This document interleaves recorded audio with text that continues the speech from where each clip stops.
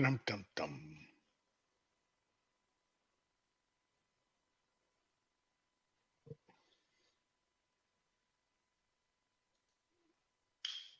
Ah!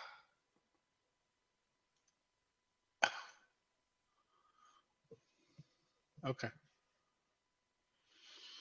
No, I'm the original Jerry. I have.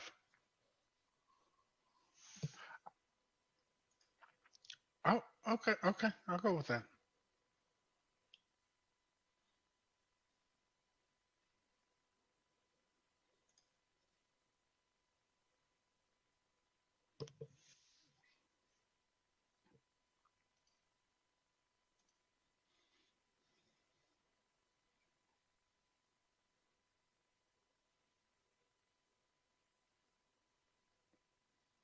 Possibly.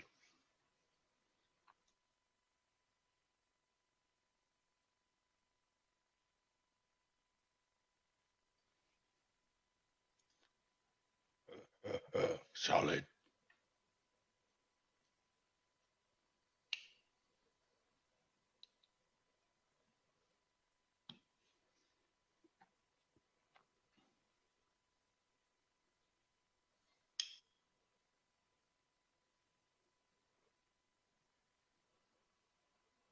You bought 1 inch cables? Oh,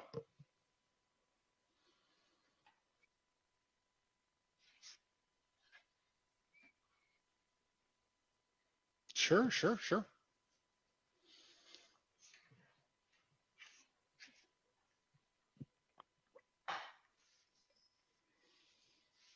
Ah,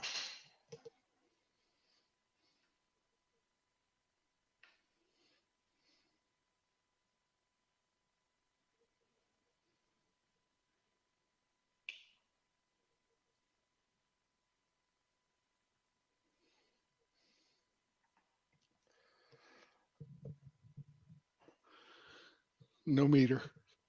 Just me saying too loud, too soft, too high, too low. Just right.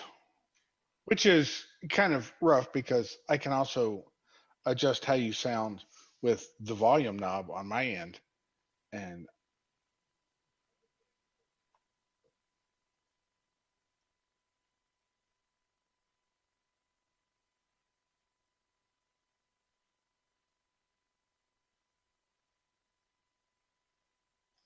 let's hope.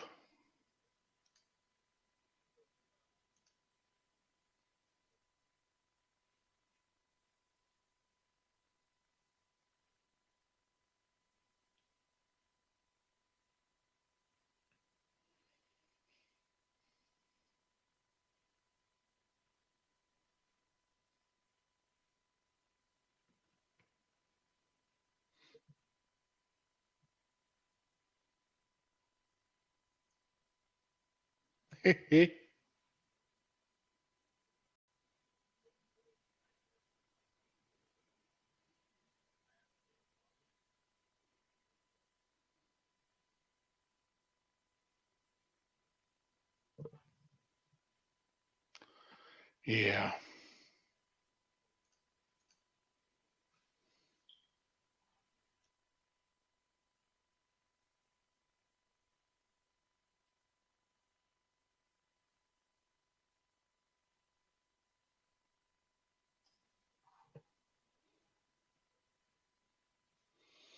Ooh, really?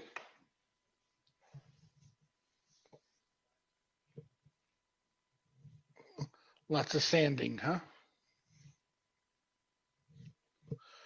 But hey, sanding is how you get good results. But it's cold outside.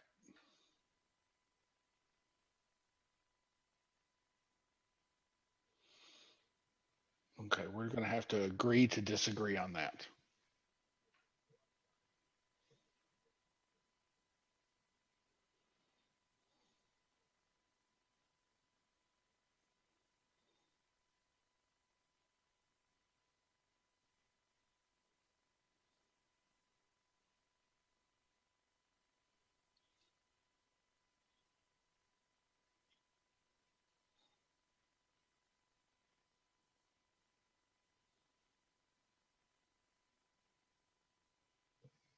What? What?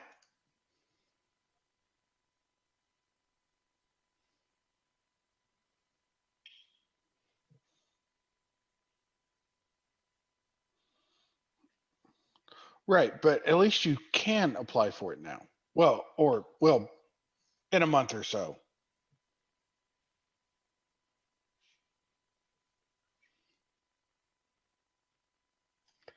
Yes, but almost nobody should have been doing that. Some people, there are some legitimate use cases for it, and those people are hurting. Right, backup, stuff like that. But the vast majority of apps should not need it. And so, all right. So I mean, it's a legitimate security improvement. Right. I'm sure.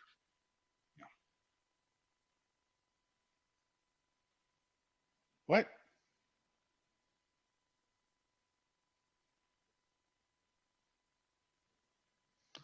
Oh, I did not.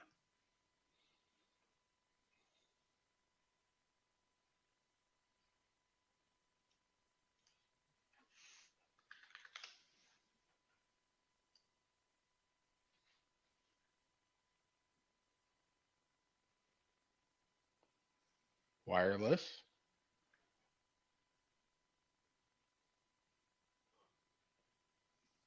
I don't know.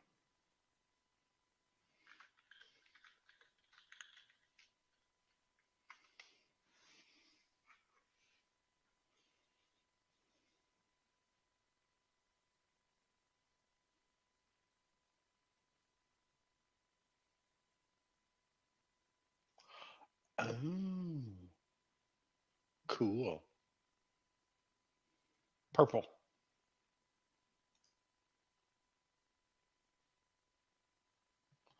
Ooh, that's not good. I hear you.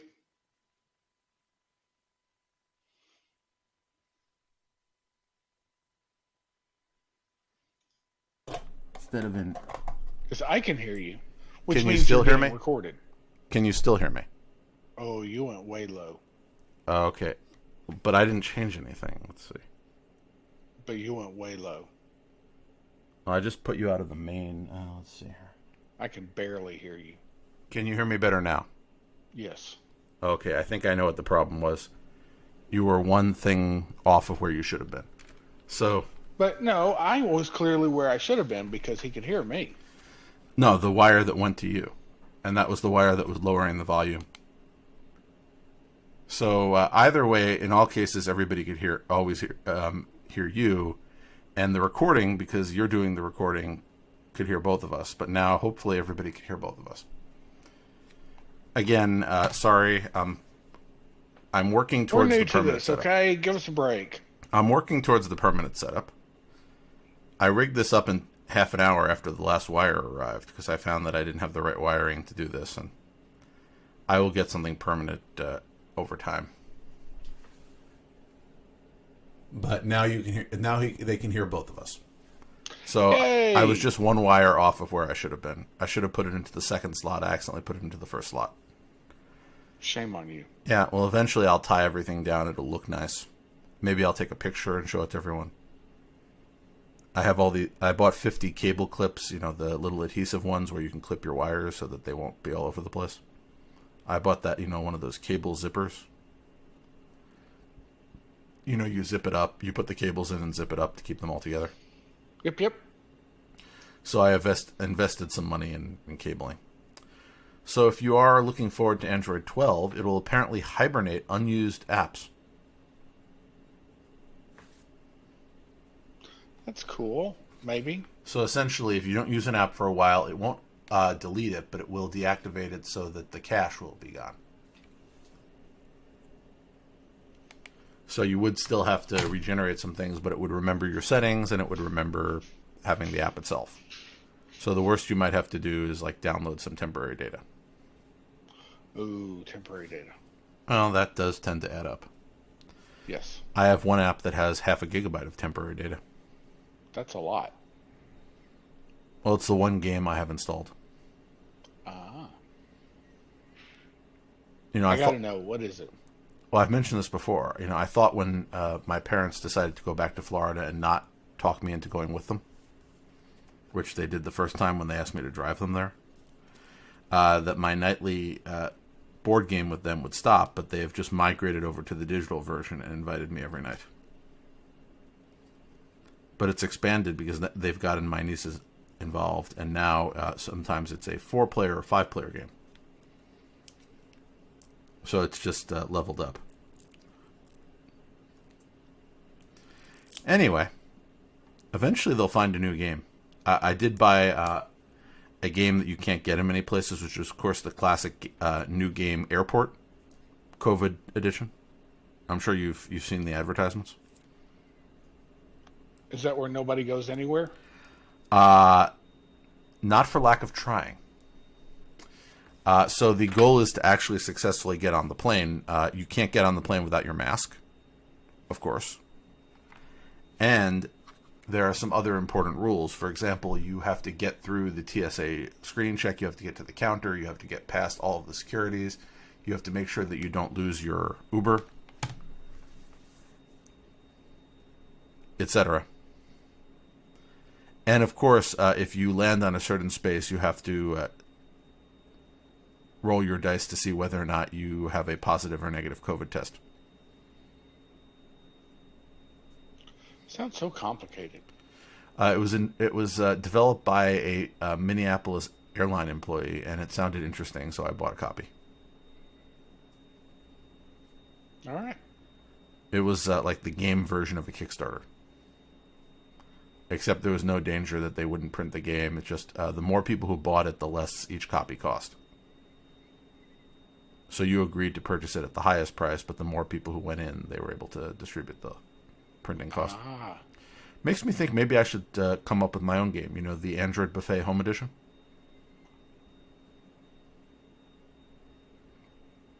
Okay. Yes. You have rolled a 3. Jerry has forgotten to show up for the podcast. Move back 3 spaces. I'm not going to do that. That was mean. I'm trying to think of what things would be on a card in an Android Buffet game. I don't know. Oh. Jerry is convinced to invest in a Kickstarter by an Android Buffet guest. Roll to see whether or not he gets his item. 6 or lower, and the answer is no. You've played this game before? Okay. Anyway, moving along, Facebook has apparently pushed several third-party apps into oblivion. Well, yeah, but to be fair, okay, so these third-party apps, they're basically wrappers around Facebook, right? They Yeah. do they're basically Facebook with CSS changes.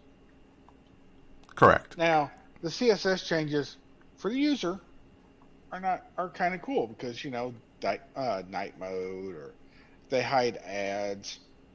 But Facebook clearly doesn't like that because if the ads are getting hidden, then advertisers are paying for things that they're not getting. And if they don't get results from the advertising, then they'll stop paying for the advertising. If they stop paying for the advertising, then Facebook makes less money. So, No, I didn't say I didn't understand it. It's just interesting that now. These things have been around for some time, and apparently they were perfectly happy to ignore them up until now.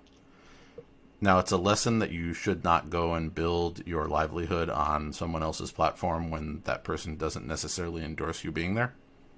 Which includes YouTube. We'll notice that we're not building our platform on YouTube. YouTube is like an extra. All of our not content. making a living. Well, yes. Also, all of our content is available elsewhere. If someday we went all in on video and actually showed something other than the podcast show notes, then maybe I would think about self-hosting the video. Although self-hosting is relative, it's not like it's being hosted out of my house. But I am moving towards that, not self-hosting the video, but improving the quality. That's why I have all these wires out. I figured as long as I have to redo the entire desk, I might as well not upgrade in terms of buying new things, although I did buy a lot of new wires to try to make it cleaner, but like come up with a much more integrated setup.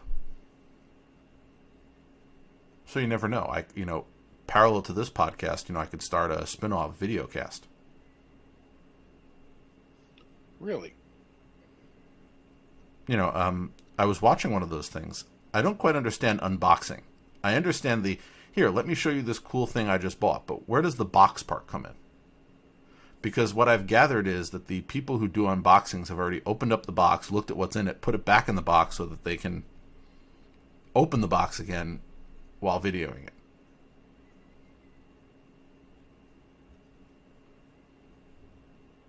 It seems somewhat disingenuous.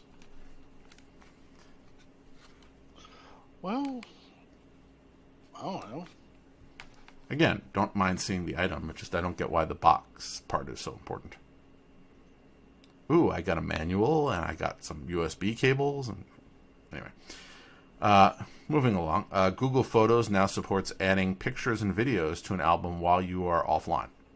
So if you are not connected, you can set up which videos and pictures will be in an album, and then that information will be synced once you connect. Cool. Why not? In other news, Google explained why WebView, which was crashing last month, crashed, and why it won't crash in the future. Because they added some automated test. Now, here's the thing. I expect code that I write to crash. I have higher expectations for Google. Yeah. I'm just going to say that. Not only are they a bunch of professionals, but they have a lot more resources than I do. When I write code, which I do, it's not like a hobby. It is a hobby for me. So I have very low expectations of how much testing I'm going to do, because if I spend all of my time testing, then I won't have any fun with it. Yeah. For you, any coding that you do is a job, correct? Well, not all of it, but so you spend all day doing things involving code that are for pay. So my expectation would be that you thoroughly test it, because again, that's the responsible thing to do.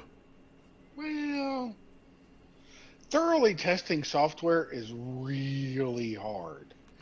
And in a commercial environment, you have to balance,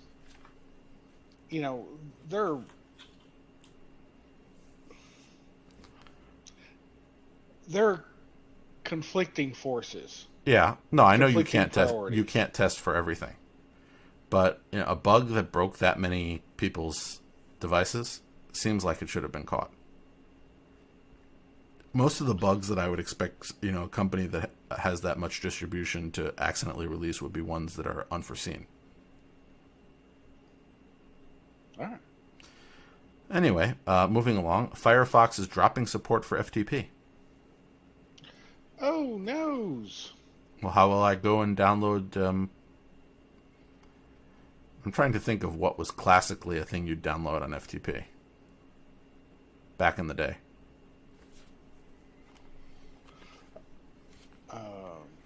How will I download logs over FTP? How about this? How will I go and sync my news group repository? That seems old enough. Anyway, so I agree with Firefox dropping support. I think that they should just bundle it into a plugin and let somebody else deal with it. It's not something that needs to be built in anymore. So here's one. Why does No, I'm looking at the wrong line again. Facebook was earlier. Why does Amazon hate its most enthusiastic smart home fans? So this is an opinion piece. I'm mentioning that because there's no evidence that they hate them or don't hate them, but the point of view happens to be that they are going against people who have enthusiastically purchased their items. So Blink, which is now part of Amazon, sells a bunch of cameras that don't require a monthly contract. And open source projects have allowed the temperatures and motion sensors to work and act as triggers. So a lot of people bought Blinks because they were able to do this. But instead of saying, okay, that's great, you're buying more of our stuff, they have essentially threatened to terminate Blink accounts if people use them in this way. And to quote the writer of the article, let's see, who wrote this? I can't see the credit. There we are. Thomas Ricker. In threatening to terminate Blink accounts while challenging the very concept of ownership. I don't disagree with the man. Yeah. So here we are. I'll just quote, "My sense of delight and intense pride lasted exactly 1 week before my Blink camera suddenly went dead. The reason was delivered in an email. My name is Tori, and I'm with the Blink team. While conducting a routine server audit, your account was flagged and disabled due to unsupported scripts or apps running on your system. The only automation that's permitted for use with the Blink system is through the Echo or IFTTT. Please disable these scripts or apps and reach back to me so I can re-enable your account." Wankers. Tori helpfully directed me to the exact paragraph of the Blink's terms of service which I had violated. Terms which admittedly I was now reading for the first time.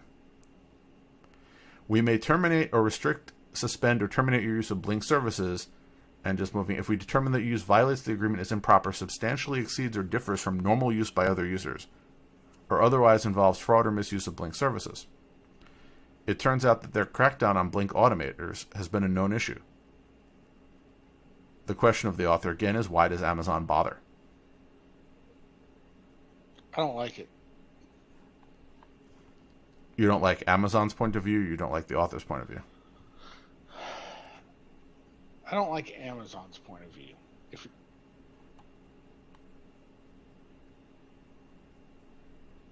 I don't like Amazon's point of view.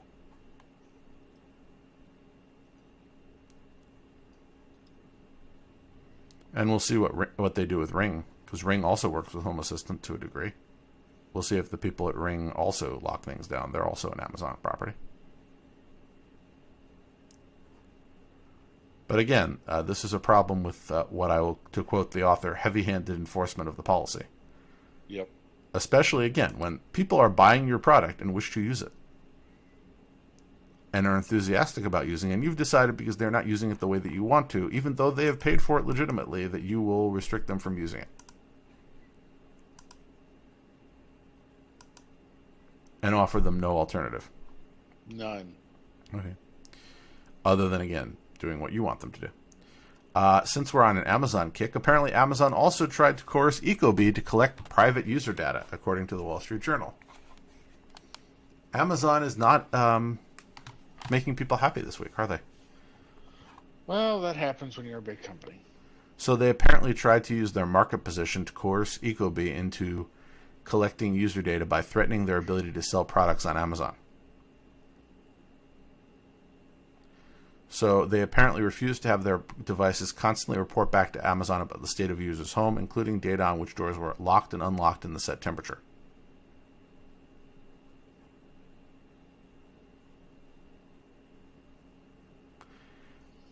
And they may have been concerned that Amazon wanted to use the data to build competing products because they've done that before.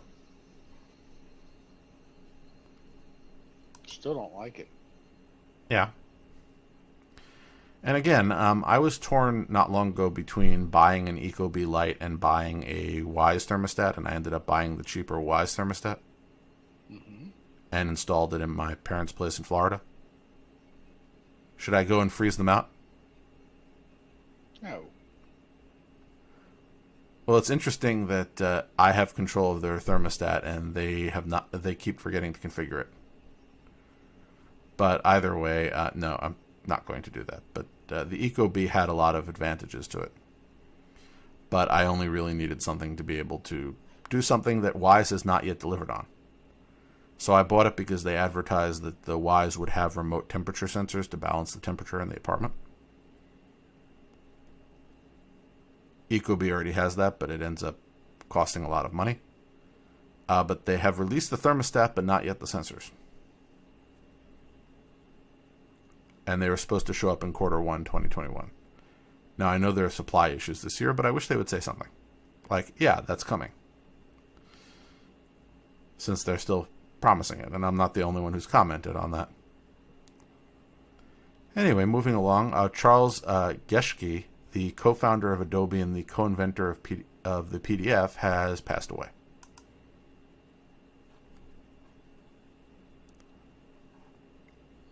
Oh, What would we do without the PDF? we still have the PDF. We just no longer have him. I'm saying if he had not been around to invent it. Well, he was a co-inventor. Yes.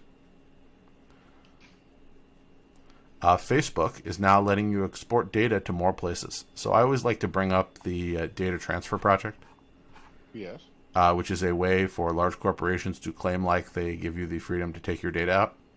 You're right, right. So so what I cannot do is take my data out and put it onto, let's say, my own website. What?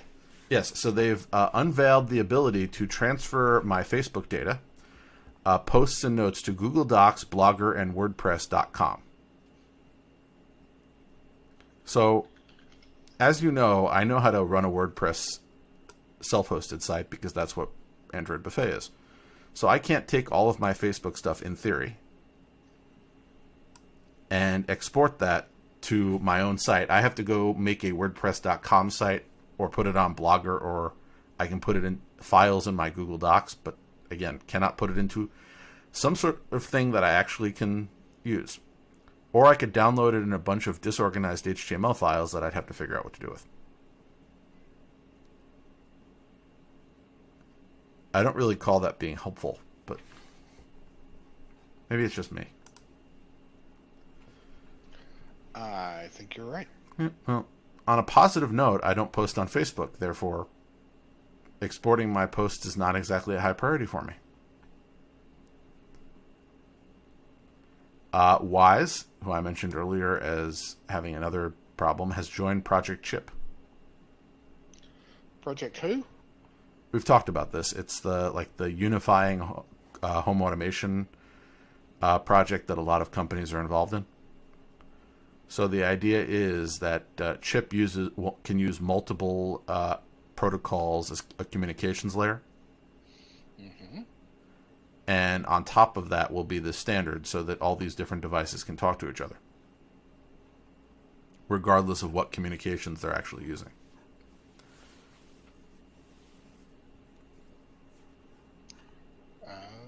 So this is potentially good. Potentially good. I said potentially. Potentially. You may have to buy some stuff. Well, again, at least Wise has a history of being reasonable. Yeah, it's more that you may, with all of the providers, if you want them to be chip compatible, you may have to buy some stuff. That's why I like Home Assistant. If Home Assistant can be chip compatible, it could provide a conversion layer for pre-chip devices to work with post-chip devices.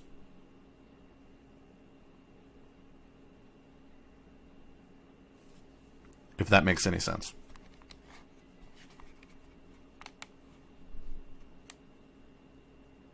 Okay. No, not really. Okay, well, Home Assistant, if it learns how to talk to Chip, it already knows how to talk to other devices. So therefore, it could provide that compatibility layer. That sounds nice. Yep. You know what doesn't sound nice to me? Amazon opening a hair salon. Why doesn't that sound nice? Do you want to visit an Amazon salon? Sounds like fun. Okay. Can they deliver it to my house? No, you have to go there. That's sort of the point. You get to go. You get to go to a salon and play around with essentially AR haircut apps, and use the point and learn technology to essentially bring up more information and purchasing options in a nearby display.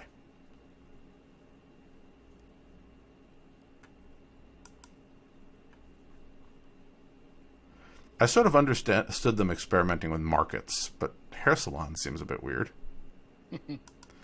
And finally, apparently the people at Samsung have announced their new Galaxy upcycling service. So when you enroll, your phone turns into a light and sound sensing smart home device.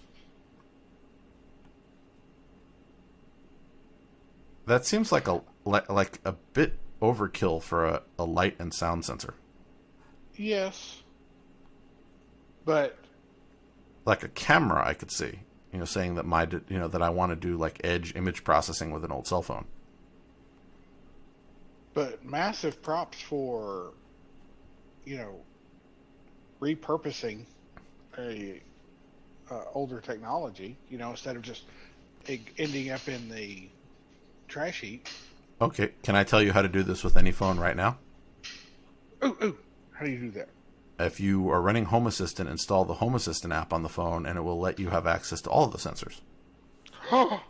So, for example, if I go into the Home Assistant app right now on my phone, and there's a section for sensors in the configuration, I can enable 43 different sensors out of, it says here that this device has 71 available sensors to utilize. So wow, that's a lot. We have the detected activity sensor, the sleep confidence sensor. So that's whether or not it thinks I'm sleeping. By the way, it thinks there's a 14% chance I'm sleeping right now. Well, yeah. I'll okay. buy that. So they have a sensor for it to tell your Home Assistant when your next phone alarm is. Information on, current app information and transmission. Information on audio modes. Information on Bluetooth sensors. Do not disturb, whether or not it's on or off. It can provide, of course, your location. Whether or not the device is locked. Whether or not the device is secured with a PIN pattern or password. Last time the device rebooted. The last time the device updated. It has a light sensor. Various location sensors. It can track your mobile data usage. It can send back your public IP address, the SSID for the Wi-Fi connection you're currently connected to. How many notifications are waiting? The phone state, the state of any of the SIM cards in your phone, pressure sensor, power saving sensors, step sensor, storage. So I'm using 44% of my phone, the current time zone, which I think comes in handy, etc. Wow. So why not just do that?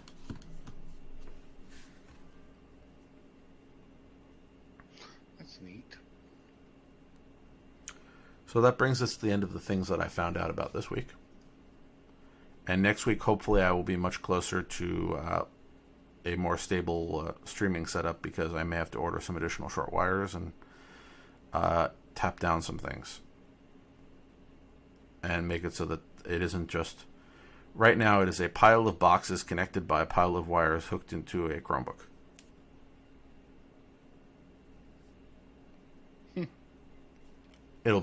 I'll fix it. Still funny. Yeah. I put everything back together. That took me 48 hours of crawling around. Goodness gracious. Well, I had to disconnect every single wire in the room. That includes the server, the NAS, my computer, my work computer, because I have to keep a separate work computer,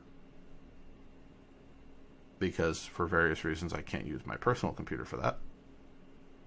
My IT security people wouldn't like it. Then, of course, the same room has my living room on the other side of it. So I had to unhook all the wires going to my television, to my stereo receiver, which included all the speakers. Then I had to label every single wire, because I decided I was going to do that while I was putting them back. Run them, tie them up, etc.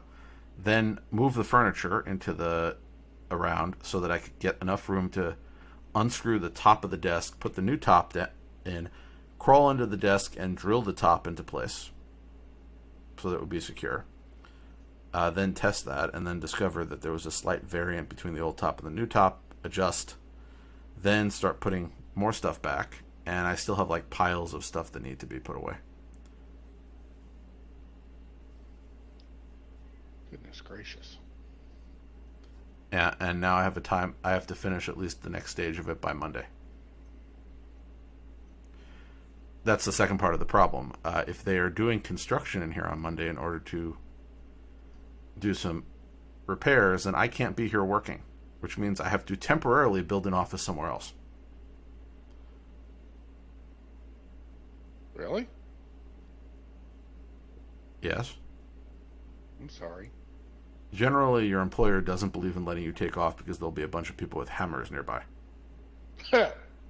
That's admittedly I could. It's not like I have something better to do, but if I was taking the day off, I would take it off to clean this place because it's going to be messy when they're done. So I have to on Sunday essentially set up a temporary workspace somewhere else until they're done. Then I can come back. So it's going to be a bit of a challenge. But that's why I'm here and not in Florida, since I was invited to go there.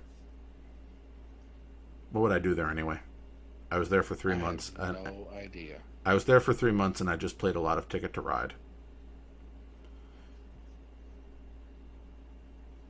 I won a lot, but... By the way, if anybody ever wants to play with me, I think there's like an online invite system I could probably rig up. I can get professional ranking. I don't know what that gets you, but... So that brings us to the end of the program. I will have more notes on some of my additional home automation projects that are actually being installed as I put the wires back. So I do have a few improvements, including controlling my KVM switch via Home Assistant. I think I have the wires right to do that, because my switch has a RS-232 controller port, and I've tried to wire that into the computer, but I haven't needed to use a serial port in years. So hopefully I got it right. Goodness gracious. If it doesn't work, I didn't lose anything. I just have to walk over and press the button. But it seemed like a fun thing to do. Imagine pressing a wireless button and causing everything in the room to change over from work mode to home mode. That sounds like it would be useful. Oh well, project for another day. So shall we adjourn until next week when there will be more excitement and I can tell you whether or not I am sitting in a newly remodeled room? Yes. Yes. Absolutely. Yeah, still worried about the dust though. Really? He says he's going to bring plastic, and I've seen people who do plastic when they're doing work well, and there are other people I've worked with who do not know how to put up plastic so that it doesn't get dust over everything.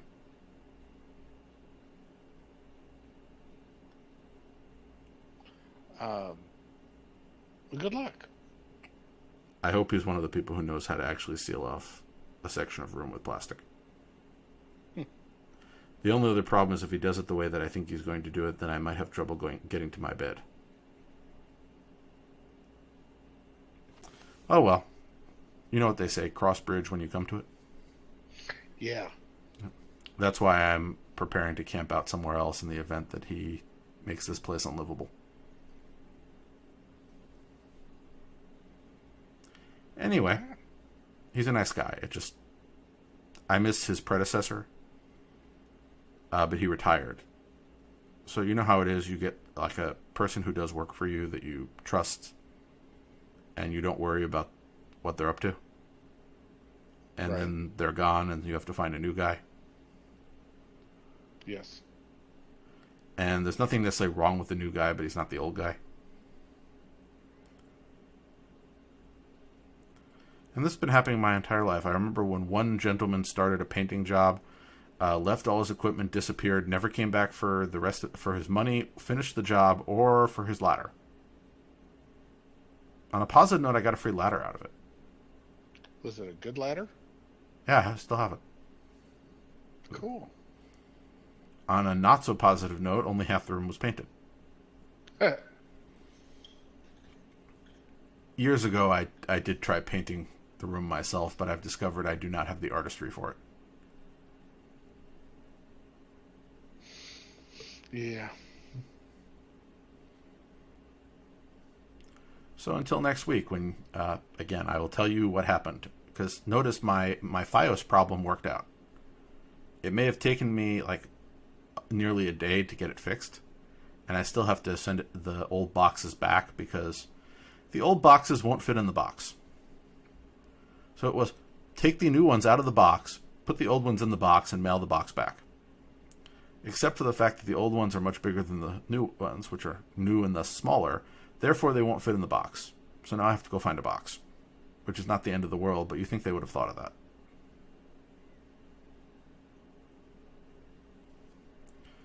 especially considering that they charged me $50 for the privilege of mailing me these boxes. Goodness gracious. Well, I told them, well, what happens if I go to the nearest FiOS store and pick up the boxes? They said it still costs you $50. I said, if you're going to charge me $50, whether I come to get it or you send it to me, send it to me. It's an expensive box. Oh, no, that's just the charge for them swapping the box for you. You still have to pay them a rental fee every month. I don't know, man. Sounds shady. They're nice boxes, and they're much smaller. Clearly, because 3 of them fit in the space that 2 of them won't fit into. But that's, again, part of the problem. Anyway, until next week. I'm glad that some people enjoyed this particular audio setup. I will try to iterate on it.